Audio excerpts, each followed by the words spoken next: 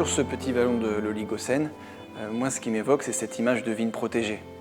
Nous sommes à Fleur des Dentelles, c'est un terroir qui est très confidentiel, presque tourné vers lui-même et qui finalement se protège.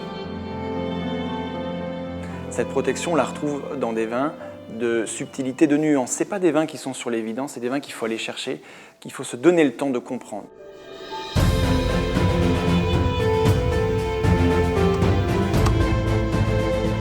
Dans ce petit vallon de l'Oligocène, les terroirs se trouvent installés sur un substratum formé par des alternances d'argile, de sables argileux et quelquefois de cordons de cailloutis. Or, la terre est intégralement constituée de dépôts dont l'âge est celui du tertiaire, du milieu du tertiaire, l'Oligocène précisément, entre 30, 35 et 25 millions d'années.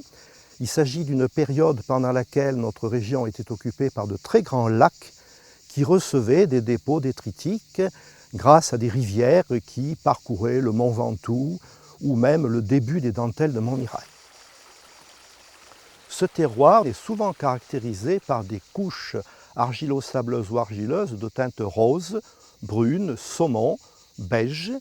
Ces teintes sont dues à la présence d'oxydes de fer. Ces minéraux argileux et ces oxydes de fer vont procurer à la vigne le fer nécessaire pour fabriquer ces molécules qu'on appelle les anthocyanes et qui colorent la peau des raisins en rouge.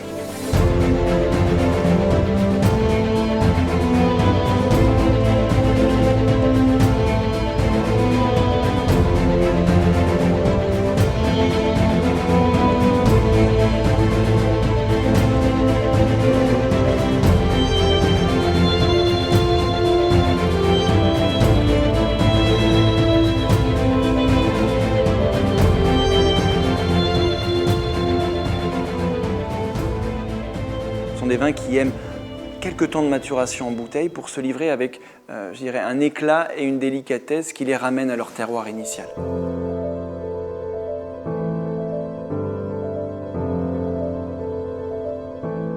Beaucoup de finesse dans les fruits, des petits fruits rouges et noirs, juste acidulés, frais, toniques.